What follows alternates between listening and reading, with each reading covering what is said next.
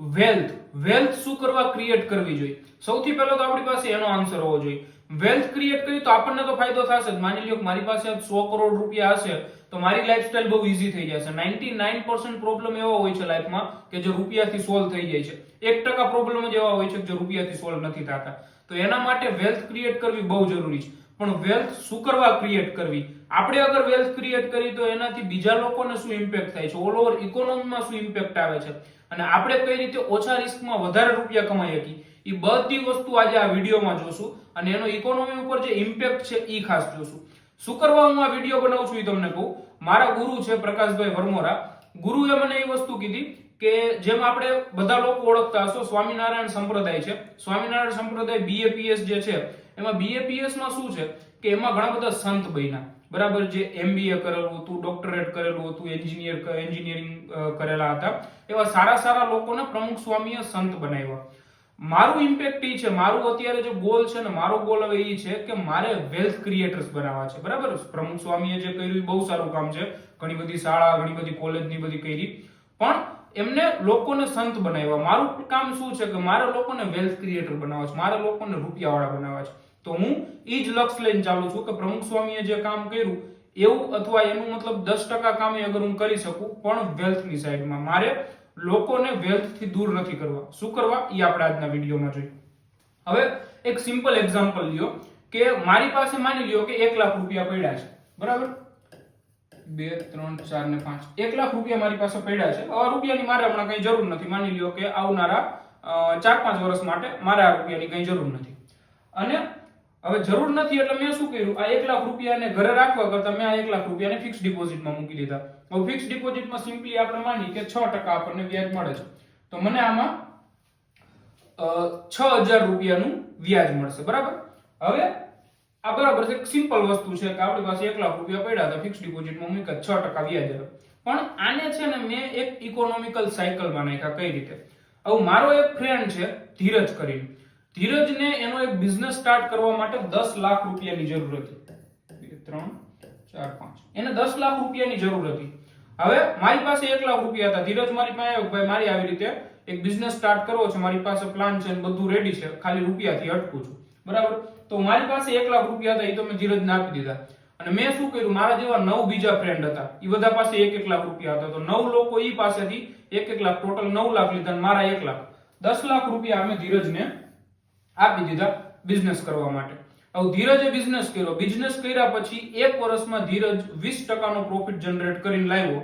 તો ઓલમોસ્ટ ધીરજે કેટલો, 2 લાખ રૂપિયાનો 1 વર્ષમાં નફો કર્યો.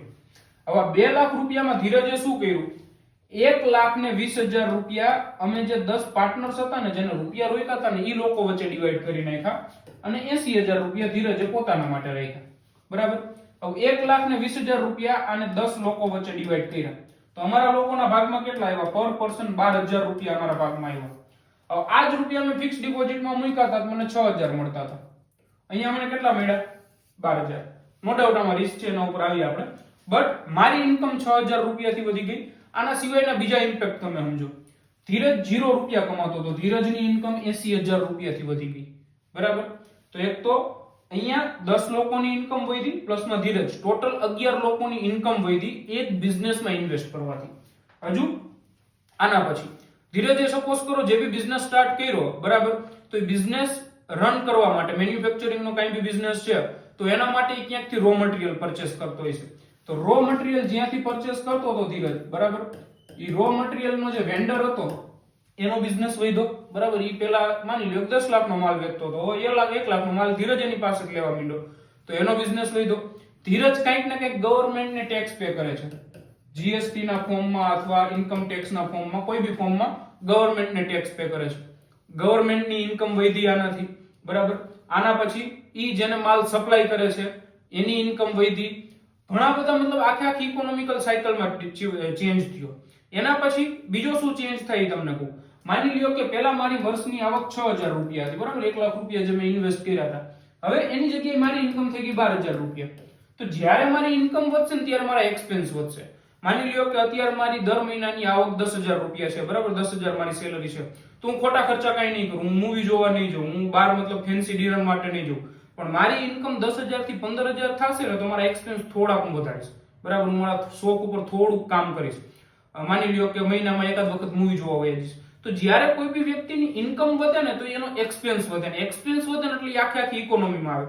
સિમ્પલ એક્ઝામ્પલ, 6000 ઇન્કમ હતી ત્યારે હું ખોટા ખર્ચા નહોતો કરતો, જેવી મારી ઇન્કમ 12000 થઈ સિમ્પલી, બરાબર, એટલે મેં શું કર્યું, ઇન્કમ વધી તો થોડાક એક્સપેન્સ વધારે રાખ્યા. હવે મારી પાસે જાજી આવક છે, ચાલો મૂવી જોવા જવાનું ચાલુ કરું.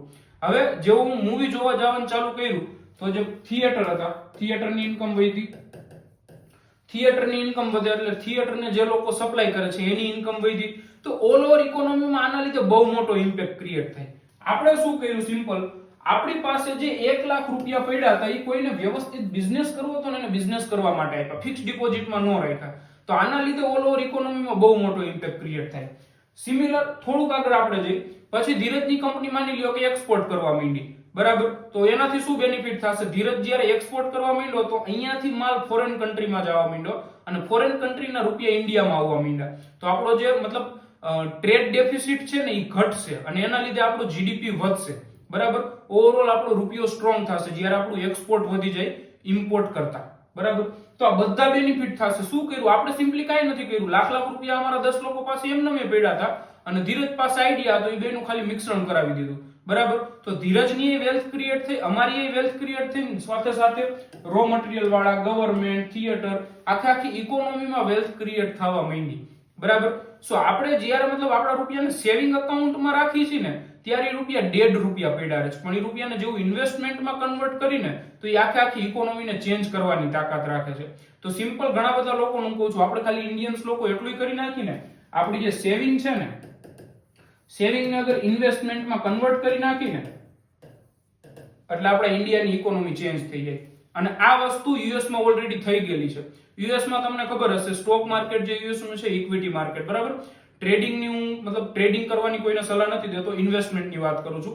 યુએસએ નું ઇક્વિટી માર્કેટ છે ને એમાં ઓલમોસ્ટ 50% કરતા વધારે, યુએસમાં 50% કરતા વધારે લોકો ઇક્વિટી માર્કેટમાં ઇન્વેસ્ટ કરે છે, જ્યારે ઇન્ડિયામાં ટોટલ 12% લોકો પાસે જ અકાઉન્ટ છે અને એમાંથી ઇન્વેસ્ટ કરવા વાળા, રેગ્યુલર ઇન્વેસ્ટમેન્ટ રાખવા વાળા તો 4 થી 5% લોકો જ હશે.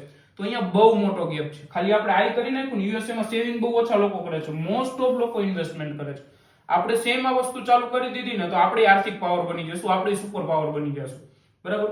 સો ઇન્વેસ્ટમેન્ટ કરવાથી આટલો ચેન્જ થાય છે. હવે સેવિંગમાં કેવું છે, જો સેવિંગ આપણે જ્યારે કરી તો એમાં કઈ રિસ્ક નથી હોતું, બરાબર. ઇન્વેસ્ટમેન્ટ જ્યારે કરી ત્યારે એમાં રિસ્ક હોય છે. કેટલું રિસ્ક હોય છે, માની લ્યો કે આપણે ધીરજને રૂપિયા આપ્યા બિઝનેસ કરવા માટે, હવે ધીરજે રૂપિયા પતાવી દીધા અથવા બિઝનેસમાં લોસ થયો તો આપણને લોસ થઈ શકે. અહીંયા આપણે ફિક્સ ડિપોઝિટમાં રૂપિયા મૂક્યા તો એમાં લોસ થવાના ચાન્સીસ ઓછા હોય, એટલે એના માટે જનરલી આપણે સાંભળવું હોય છે જેટલું રિસ્ક એટલો રિવોર્ડ. ઘણી વખત આ સૂત્ર તમે સાંભળવું હોય છે, risk is equal to reward, બરાબર. આ સૂત્ર છે ને સાચું જ છે સૂત્ર, આ સૂત્રની હું ખિલાફ નથી, પણ આ સૂત્ર અધૂરું છે, પૂરું સૂત્ર નથી. પૂરું સૂત્ર શું છે એ તમને સમજાવું. પૂરું સૂત્ર છે risk plus knowledge is equal to reward. હવે આ વસ્તુ કઈ રીતે વર્ક કરે છે તમને સમજાવું. જ્યારે તમારી પાસે છે ને કોઈ ફિલ્ડનું નોલેજ હશે ને ત્યારે તમારું રિસ્ક ઘટી જશે અને રિવોર્ડ વધી જશે. સિમ્પલી સમજો, માની લ્યો કે આજ હું અત્યારે એમ કહું મારે એક આઈટી ની કંપની ચાલુ કરવી છે, બરાબર, તો એમાં મારું રિસ્ક વધારે છે, રિવોર્ડ એ સામે વધારે છે. આઈટી કંપનીમાં માની લ્યો પ્રોફિટ માર્જિન ને બધું સારું છે તો રિવોર્ડ એ વધારે છે, સામે રિસ્ક એ વધારે છે. પણ મારી જગ્યાએ કોઈ એવી વ્યક્તિ આવે છે કે જેને આઈટી ઇન્ડસ્ટ્રીમાં ઓલમોસ્ટ 15 વર્ષ જોબ કરેલી છે અને સારી મતલબ નાના એવા માની લ્યો ને કે ઇન્ટર્ન લેવલથી એને સ્ટાર્ટ કર્યું હતું, સિનિયર ડેવલપર અથવા સિનિયર ડેટા એન્જિનિયર ઈ લેવલની ટોપ લેવલની પોસ્ટ સુધી ગયેલો છે, 15 વર્ષનો બહુ મસ્ત એક્સપિરિયન્સ છે. હવે ઈ વ્યક્તિ અગર આઈટી ની કંપની સ્ટાર્ટ કરશે ને તો એની આઈટી કંપની સ્ટાર્ટ કરવામાં રિસ્ક મારા કરતા ઓછું હશે, કેમ કે એની પાસે બહુ સારું એવું નોલેજ છે, બરાબર. વિઝાવિસ મતલબ હવે સિમ્પલ માન લો તમને જ હું પૂછું કે માની લ્યો કે હું કોઈ આઈટી ની કંપની સ્ટાર્ટ કરું, મારી પાસે બિલકુલ એક્સપિરિયન્સ નથી અને કોઈ એવો વ્યક્તિ છે કે જે 15 વર્ષનો એક્સપિરિયન્સ છે ને એ ફિલ્ડનો, એ વ્યક્તિ આઈટી ની કંપની સ્ટાર્ટ કરે છે, તો તમને લિટરલી દેખાશે કે અહીંયા રિસ્ક ઓછું છે, મારી જોડે બિઝનેસમાં ઇન્વેસ્ટ કરવામાં રિસ્ક વધારે છે. તો અહીંયા આ વસ્તુ સેમ વર્ક કરે છે. માની લ્યો કે આપણે પહેલા મારું એક્ઝામ્પલ લઈએ, આને ખાલી હું નંબરમાં ડિનોટ કરું છું, બરાબર. મારી પાસે આઈટી ફિલ્ડનું નોલેજ 0 છે, બરાબર, અને મારે માની લ્યો કે 10 રૂપિયા રિવોર્ડ જોઈ છે તો મારું રિસ્ક કેટલું હશે, 10 + 0 = 10 થયું, બરાબર. પણ હવે બીજો એક આઈટી નો વ્યક્તિ છે જેની પાસે 9 રૂપીઝનું નોલેજ છે, બરાબર? તો 9 રૂપીઝનું નોલેજ, એને 10 રૂપિયા રિવોર્ડ જોતો હોય ને તો એનું રિસ્ક 1 રૂપિયો જશે, કેમ કે 9 રૂપિયા એને શેમાં ઇન્વેસ્ટ કરેલા છે? નોલેજમાં. એટલે જેટલું તમારું નોલેજ વધારે હશે ને, અહીંયા સરવાળો આ રીતે જ થશે, બરાબર? તમારું માની લ્યો નોલેજ 5 હશે અને 10 નું રિવોર્ડ જોઈએ છે, તો તમારે રિસ્ક 5 નું જ લેવું પડશે, બરાબર? આ મારા કેસમાં શું હતું? 0 હતું, તો મારે 10 ના રિસ્ક ની સામે 10 નો રિવોર્ડ હતો, બરાબર? તો આ ખાલી એક ન્યુમરોલોજીમાં તમને સમજાયું, પણ સિમ્પલ મતલબ એ છે કે જ્યારે તમારી પાસે નોલેજ વધારે હશે ને ત્યારે તમારું રિસ્ક ઓછું હશે. તો હવે ઇન્વેસ્ટમેન્ટ કરવા માટે આપણામાં ઘટે છે શું? આપણે શું કરવા ઇન્વેસ્ટમેન્ટ નથી કરતા? આપણામાં સિમ્પલ એક જ વસ્તુ ઘટે છે, નોલેજ, બરાબર? જ્યારે તમારી પાસે નોલેજ આવી જશે ને માર્કેટનું અથવા કોઈ બી વસ્તુનું, ઇન્વેસ્ટમેન્ટમાં એમ નથી કહેતો ખાલી સ્ટોક માર્કેટ, ઘણી બધી વસ્તુ છે, રિયલ એસ્ટેટમાં ઇન્વેસ્ટમેન્ટ થાય, ગોલ્ડમાં ઇન્વેસ્ટમેન્ટ થાય, બિઝનેસમાં ઇન્વેસ્ટમેન્ટ થાય, પછી ઘણા બધા સ્ટાર્ટઅપ્સમાં ઇન્વેસ્ટમેન્ટ થાય. તો ઇન્વેસ્ટમેન્ટના ઘણા બધા રસ્તા છે, બરાબર? પણ આપણી પાસે જ્યારે એનું નોલેજ આવશે ને, વેલ્થ કઈ રીતે ક્રિએટ કરવી એનું નોલેજ આવશે ને, તો આપણું રિસ્ક ઘટી જશે, રિવોર્ડ વધી જશે. અને જ્યારે નોલેજ આવશે ત્યારે તમે ઇન્વેસ્ટમેન્ટ કરવા માંડશો. અને ઓલરેડી સિમ્પલ વસ્તુ તમને સમજાવી, સેવિંગ ને ખાલી આપણે ઇન્વેસ્ટમેન્ટમાં કન્વર્ટ કરશું ને, તો ઇન્ડિયા એક ટાઈમે સુપર પાવર બની જશે. આર્થિક લેવલે સૌથી, માની લ્યો ને કે જે આર્થિક લેવલે સૌથી સ્ટ્રોંગ દેશ હોય ને, એ આપણે ઇન્ડિયાને બનાવી શકશું. તો આપણે આના માટે લેવાની જરૂર છે નોલેજ. હવે નોલેજ ક્યાંથી મળશે? નોલેજ જનરલી આપણને મળે છે, સૌથી બેસ્ટ સોર્સ અગર હોય ને કોઈ નોલેજ લેવાનો, તો એ હોય છે બુક્સ, બરાબર? તો હું અહીંયા તમને 2-3 બુક્સ બી સજેસ્ટ કરી દઉં. સૌથી પહેલા ફાઇનાન્સનું નોલેજ લેવા માટે, જો આપણે રૂપિયા વાળું થવું હોય ને, તો રૂપિયાનું ગણિત સમજવું બહુ ઇમ્પોર્ટન્ટ છે. તો એના માટે સૌથી પહેલા તમારે વાંચવી જોઈએ રીચ ડેડ પુઅર ડેડ, બરાબર? આ બધી બુક ઉપર હું એક વિડીયો બી બનાવી નાખીશ. આ બધી બુક મેં ઓલરેડી વાંચેલી છે, તો આ બુકનો સાર શું છે એના હું વિડીયોઝ તો બનાવીશ જ, બટ તમે બી આ બુક એક વખત મતલબ ટ્રાય કરજો કે વાંચો, કેમ કે સારમાં હું તમને સમજાવીશ તો એટલું બધું તમને નોલેજ નહીં મળે જેટલું વાંચવાથી મળશે, બરાબર? તો રીચ ડેડ પુઅર ડેડ. પછી તમારે જો સ્ટોક માર્કેટની સાઈડ જવું હોય તો એક છે ઇન્ટેલિજન્ટ ઇન્વેસ્ટર. ઇન્ટેલિજન્ટ ઇન્વેસ્ટર આ બુક જે છે એને શેર બજારની બાઇબલ કહેવાય છે. પછી એના સિવાય તમે one up on wall street વાંચી શકો. પ્લસમાં જો તમારે જલ્દી રૂપિયા બનાવવા હોય, બરાબર, સ્ટાર્ટઅપ થી રૂપિયા બનાવવા હોય, સ્ટાર્ટઅપ કેવું છે, ઇન્વેસ્ટમેન્ટ થી તમારે 100 કરોડ બનાવવો હોય તો તમારે 20 વર્ષ, 30 વર્ષ, 40 વર્ષ લાગશે, પણ સ્ટાર્ટઅપમાં 100 કરોડ રૂપિયા 5 વર્ષમાં બની જાય છે. તો એના માટે જો તમારે બુક વાંચવી હોય તો તમે વાંચી શકો 0 to 1. અને આના સિવાય તમને ગોલ્ડન હેક આપું. તમારે જે ફિલ્ડમાં, તમને જે ફિલ્ડમાં ઇન્ટરેસ્ટ છે, માની લો તમને ઇન્ટરેસ્ટ છે રિયલ એસ્ટેટ ફિલ્ડમાં, તો જસ્ટ સિમ્પલ ગૂગલમાં ટાઈપ કરો best 10 books for real estate, બરાબર? જે 10 બુક આવે ને 10 બુકને વાંચી નાખો, તમારામાં ઘણું ખરું નોલેજ આવી જશે, બરાબર? તો સિમ્પલ ખાલી આટલી વસ્તુ ચાલુ કરો અને આપણી જે ચેનલ છે એને ફોલો કરી લ્યો. અહીંયા અમે વેલ્થ ક્રિએશન રિલેટેડ જે બી નોલેજ છે એ ફ્રી ઓફ કોસ્ટમાં આપણે આપી જ છીએ. તો આ નોલેજને લેતા જશો ને તોય મતલબ તમારામાં ઘણો બધો ચેન્જ આવી જશે. આપણું ઇન્સ્ટાગ્રામમાં આઈડી છે wealth_sala, બરાબર? આ વેલ્થ સાલા આઈડી છે, ઇન્સ્ટાગ્રામ પર ફોલો કરી લ્યો. યુટ્યુબમાં અત્યારે તમે આપણો વિડીયો જોવો જ છો, નીચે સબસ્ક્રાઇબ નું બટન હશે, આ સબસ્ક્રાઇબ ના બટનને દબાવી લ્યો. અને આમાંથી જો તમને કંઈ બી શીખવા મળ્યું હોય તો આ વિડીયોને મતલબ તમારા ફ્રેન્ડ્સ અને ફેમિલી સાથે શેર કરી નાખજો. અને જો મતલબ મજા આવી હોય તો લાઈક અને કમેન્ટ બી કરી નાખજો. તમે કમેન્ટ કરશો અને મતલબ તમને જે લાગ્યું હોય, સારું ખરાબ કંઈ તમારી પાસે સજેશન હોય તો એ બી કમેન્ટમાં નાખજો, તો અમે 100% એના ઉપર વર્ક કરશું. અને મને અત્યાર સુધી સાંભળવા માટે થેન્ક યુ. ચાલો આપણે બધા મળીને ઇન્ડિયાને એક વેલ્ધીયર અને સ્ટ્રોંગર નેશન બનાવીએ.